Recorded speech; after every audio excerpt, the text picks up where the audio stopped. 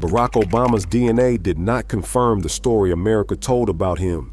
It exposed a far older and more complicated truth hidden inside the half of his ancestry that everyone assumed they already understood. His maternal line, the white Kansas side, carried a genetic signature that traced back not to Europe, but to an enslaved African woman whose name was never recorded. Understanding what that means requires going back to the beginning. When Barack Obama won the presidential election in November 2008, the story America reached for was one of convergence. Two worlds, long divided, had finally met in a single man. His father, Barack Obama Sr., had come from a small village in western Kenya, a member of the Luo people, raised beside Lake Victoria in a world far removed from the American Midwest. His mother, Stanley Ann Dunham, was born in Wichita, Kansas. The daughter of a furniture salesman and a bank teller, her family rooted in the flat, Protestant heartland of America. The symbolism was clean, powerful, and easy to hold. Africa and America, black and white, two separate histories joined at last. Obama himself gave that story its most eloquent form. In his memoir, Dreams from My Father, written years before the presidency, he traced his identity through the tension between these two worlds: the Kenyan father who left, the Kansas mother who stayed, and the son who spent a lifetime negotiating the distance between them. It was an honest book and a searching one, but it was also, by necessity, a book written without the evidence that would later emerge. The Dunham family, as they appeared in every public record and every campaign biography, were straightforwardly white. Their ancestry ran through Kansas and Oklahoma, and further back into the American South, the kind of family history that seemed to require no further investigation. Genealogists and historians who examined the public record found nothing that contradicted that picture. On the surface, the Kansas side of Barack Obama's family was exactly what it appeared to be. But genealogical research rarely stops at the surface, and the American South is a pool where surfaces have always concealed more than they reveal. Researchers who traced the Dunham line deeper into the antebellum South began encountering the kind of gaps and silences in the historical record that experienced genealogists recognize immediately: census entries that shifted, racial designations that changed between decades, names that appeared once and then vanished. The paper trail was not broken, it was erased. And when DNA research finally turned its attention to the 44th president's maternal ancestry, what it found beneath that erasure would reframe everything. Barack Obama Sr. arrived in Hawaii in 1959 on one of the first airlifts organized to bring promising African students to American universities. He was 23 years old, intellectually gifted, and the product of a world with its own deep history that most Americans had no framework to understand. His people, the LUO, were not a small or marginal group. They were one of the major ethnic communities of East Africa, with a history of settlement, migration, and cultural development stretching back centuries along the shores of Lake Victoria and northward toward the Nile. When geneticists examined the paternal line using Y chromosome DNA, the results traced the Obama male lineage through the LUO people, and deeper still into the ancient population movements that shaped East Africa long before any modern national boundary existed. The Luo belonged to a broader Nilotic grouping, peoples whose ancestral origins lie along the Nile corridor in the region of present-day South Sudan and northern Uganda, before successive waves of migration carried them southward over centuries.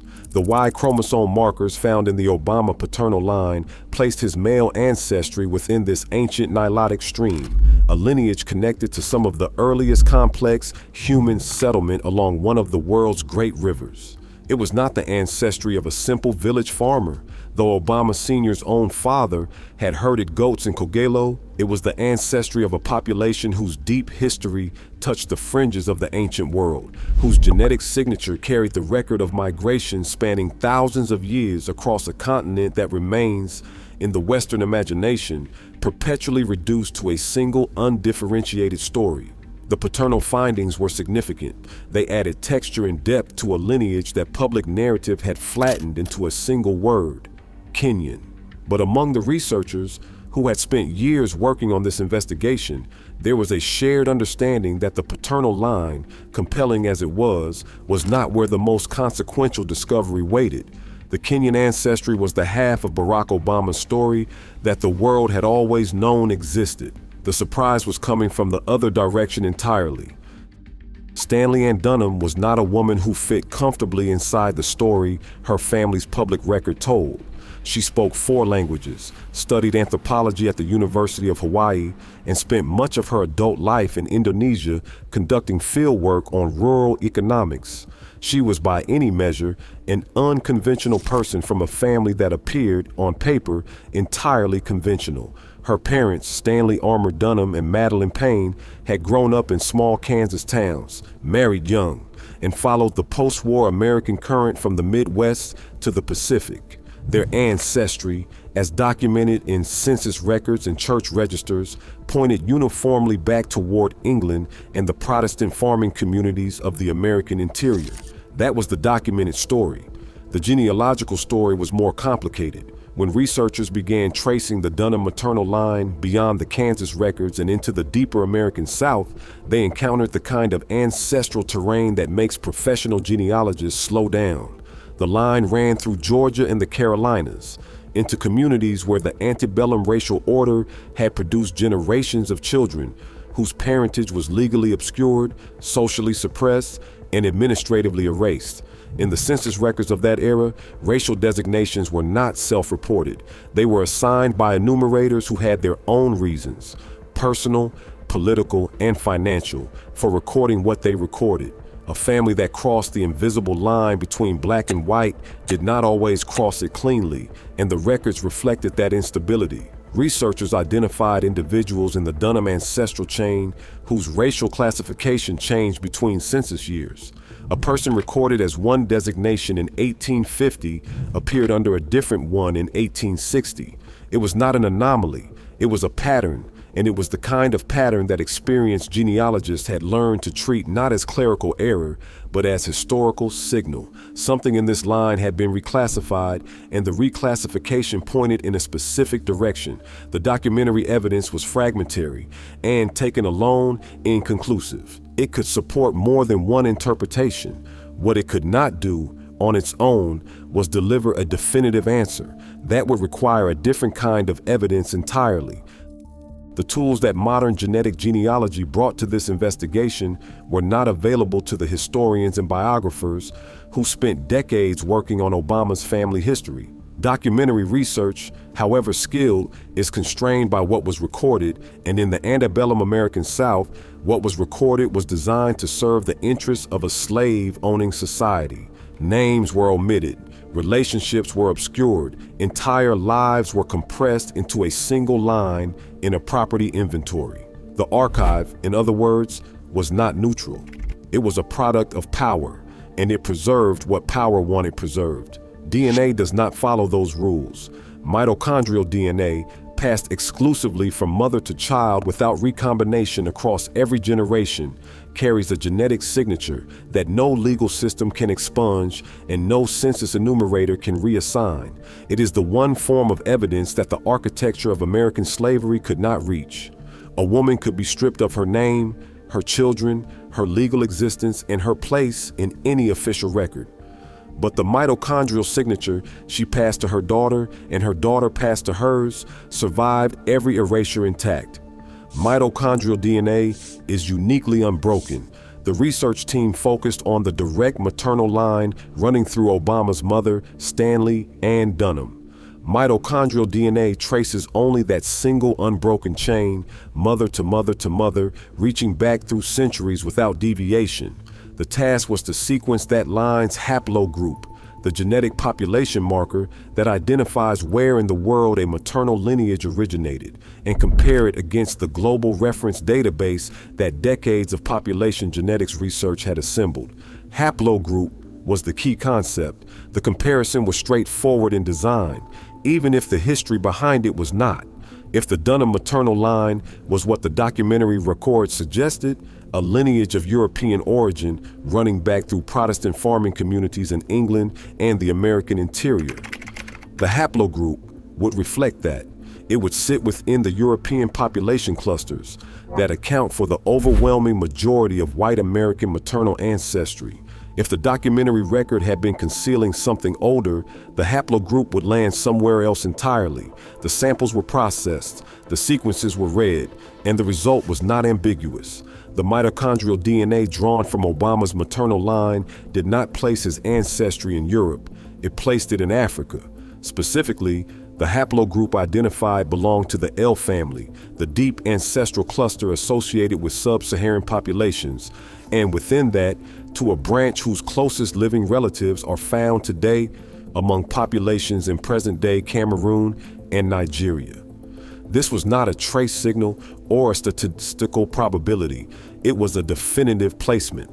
The maternal line, the one running directly through Stanley Ann Dunham and her mother and her mother's mother, back through the Kansas farms and the Georgia records and the silences in the census data, originated in West Africa. The L haplogroup is not found in European populations as a native marker. Its presence in a maternal line means one thing. Somewhere in that direct chain of mothers, an African woman was the origin point, not an ancestor among many, not a distant branch, but the direct maternal source, the woman from whom every subsequent mother in that line descended without interruption. The DNA did not suggest African ancestry, it confirmed it, and it confirmed it in the most direct form that genetic science allows. This was confirmed. What the finding also did was close the gap between the fragmentary documentary evidence and the question that evidence had raised but could not answer. The shifting census designations, the ancestral silences in the Georgia and Carolina records, the pattern that experienced genealogists had identified as signal rather than error, all of it now had a confirmed genetic foundation. The paper trail had been pointing somewhere specific, and the DNA had arrived at the same destination by a completely different route.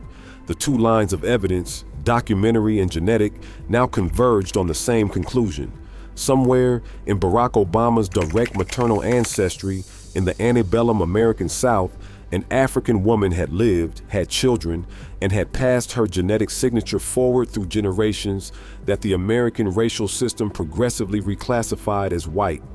Her haplogroup had traveled through time inside a family that had forgotten or been made to forget that she had ever existed.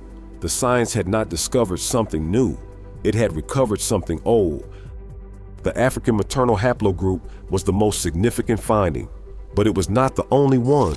When researchers examined the full autosomal DNA profile, the genetic picture that emerges from across all chromosomes, rather than a single maternal or paternal line, the complexity of Obama's ancestry came into sharper focus.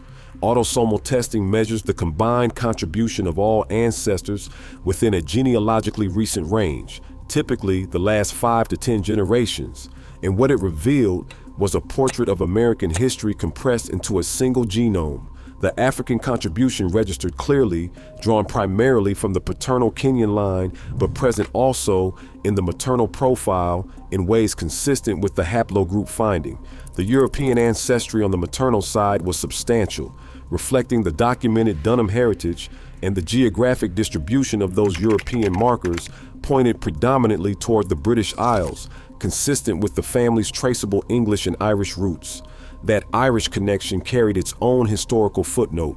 Genealogical research traced Obama's maternal line to Fulmuth Kearney, an Irish shoemaker from Moneygall in County Offaly, who immigrated to Ohio in the 1850s during the decades following the Great Famine. The connection made Obama a distant cousin of several prominent figures, a genealogical detail that attracted considerable public attention when it surfaced and that Obama himself acknowledged during a visit to Ireland in 2011. It was a warm story, and it was true, but it was also In the context of what the DNA had revealed about the same maternal line, a reminder of how selectively family histories tend to be told, the Irish immigrant ancestor was remembered. The African ancestral woman was not. The autosomal profile also carried trace signals that researchers noted without firm conclusions, markers suggesting possible Native American ancestry or additional non-European contribution in certain branches of the profile. The signals were present but not strong enough to assign with confidence. They remained, as the researchers characterized them, areas for further investigation rather than confirmed findings. What the full genetic portrait made undeniable was this: Barack Obama's genome was not the meeting of two worlds. It was the product of at least three, and possibly more, each one carrying a history that the simplified public narrative had never had room to hold. She has no name in any record that has survived. The DNA places her origin in West African, most likely within the population groups of present-day Cameroon or Nigeria, and it places her life in the antebellum American South, almost certainly in Georgia or the Carolinas, sometime in the early 19th century. That is the full extent of what can be reconstructed. Everything else, her face, her language, her specific history, the circumstances that brought her to America, was consumed by the system that held her. She was not an unusual case. She was the rule. The antebellum South produced hundreds of thousands of children born to enslaved women and white men, children whose African ancestry was progressively erased across generations as families moved, reclassified, and reinvented themselves within the rigid boundaries of American racial law. The genealogical research into Michelle Obama's ancestry had followed the same path several years earlier, tracing her direct maternal line to an enslaved woman in Georgia named Melvinia, one of the rare cases where a name survived. Most did not. The archive of American slavery is filled with women who are present in the genetic record and absent from every other one. What made the discovery in Obama's maternal line historically significant was not its rarity, it was its visibility.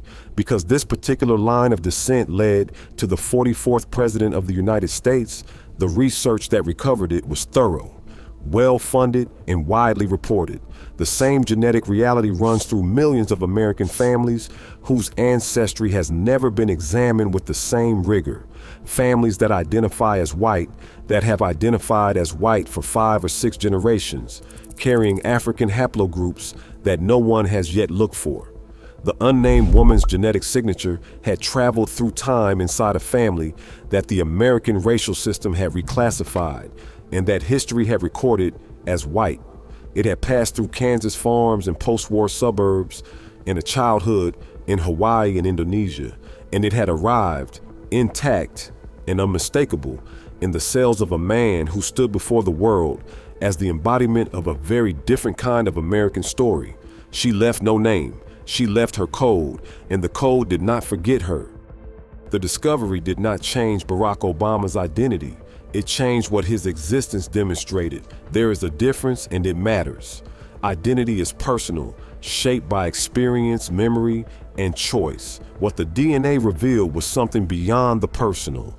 It was a historical argument, written in biology, about what America actually is beneath the stories it tells about itself. The public narrative of Obama's ancestry had always rested on a clean division: African father, white mother, the old world and the new. Two separate histories meeting for the first time in a single generation. That narrative was not dishonest. It reflected what the documentary record showed and what the family understood about itself.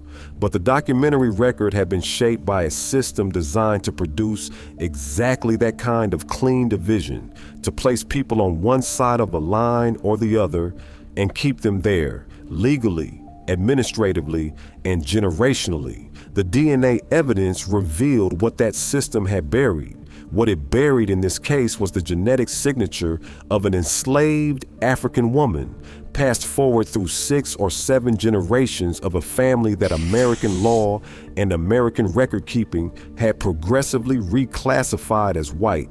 Her survival in Obama's genome was not exceptional. It was representative. Studies of American genetic ancestry suggest that a significant percentage of people who identify as exclusively white carry detectable African ancestry, the overwhelming majority of it originating in the era of American slavery. Obama's maternal line made visible a pattern that runs, largely unexamined, through the genetic history of the entire country.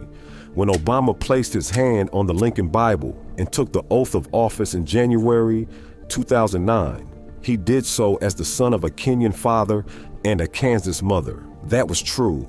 It was also incomplete. He stood there carrying, in the cells of his body, the unrecorded genetic testimony of an African woman who had lived and died as property under the laws of the nation he was about to lead.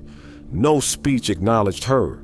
No biography had found her. She was present anyway, the way the deepest histories always are, not in the record, but in the inheritance. The DNA confirmed what the documents had buried and what the records had been structured to prevent anyone from finding. Barack Obama's maternal line carried the genetic signature of an enslaved African woman whose name is gone, whose face is gone, whose story exists now only in the sequence she passed forward through time. She has no biography, she has no grave marker that anyone has found. What she has is a haplogroup, and it survived everything. Some histories are not lost, they are only waiting for the science to catch up.